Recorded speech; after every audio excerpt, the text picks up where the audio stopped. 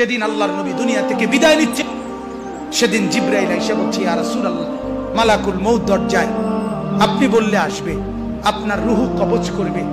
আল্লাহর নবী বলেন, আল্লাহকে জিজ্ঞেস করো জিবরাইল, আমি যদি আমার আল্লাহর কাছে যাই, আমার উম্মতের সাথে আমার আল্লাহ কি আচরণ করবে ওটা বলো, তারপরে আমি যাব। জিবরাইল গেলেন, আল্লাহর নবীকে আয়েশা শুনাইলেন, ও নবী, আল্লাহ তাআলা জানাইছেন আপনার অবর্তমানে আপনার উম্মত যখনই মাফ চাইবে আল্লাহ তাআলা আযাব দিবে না, সাথে সাথে মাফ করে দিবে। আপনি যেমন মাফ চাইছেন তখন যেমন মাফ করছে, আপনার অবর্তমানে আপনার উম্মত নিজে নিজে মাফ চাইলেও আমি আল্লাহ মাফ করে দেব। এতদিন তো কে মাফ চাইছে? নবী নিজে মাফ চাইছে। এখন তো আপনি না থাকলেও আমি ওয়াদা দিলাম, আপনার উম্মত যদি নিজে নিজেও মাফ চায় আমি মাফ করে দেব। নবী বললেন, তাহলে জিবরাইল মালাকুল মউতকে বলো আমার জান কবজ করতে।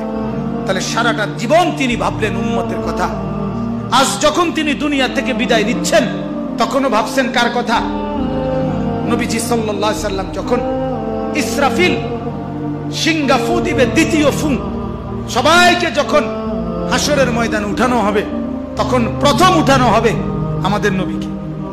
হাদিসে আছে 4 ফেরেশতা জিবরাইল, মিকাইল, ইসরাফিল, আজরাইল আসবেন নবীজির রওজা মোবারকে।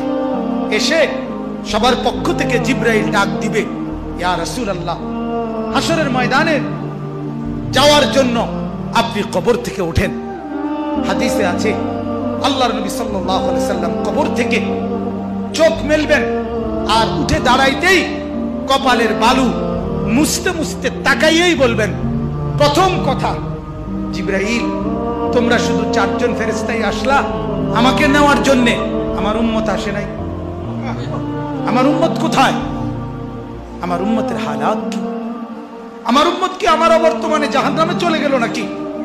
জিবরাইল তখন বলবেন, হায় ইয়া রাসূলুল্লাহ, আজও ভুললেন না, আজও ভুললেন না, আজও সেই উম্মত উম্মত।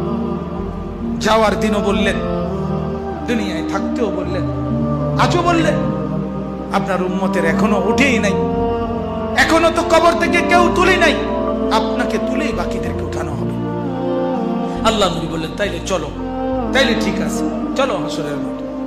হাসরের মাঠে যাবেন সমস্ত নবী, আদম থেকে ঈসা এবং উনাদের উম্মত কিয়ামত পর্যন্ত। আমি সংক্ষেপে বলতেছি, সমস্ত নবীর উম্মত, নবীরা শুধু এক কথা বলবেন হাসরের ময়দানে, ইয়া রব্বি নাফসি নাফসি, ইয়া রব্বি নাফসি নাফসি, আয় আল্লাহ আমাকে বাঁচান, আমাকে বাঁচান।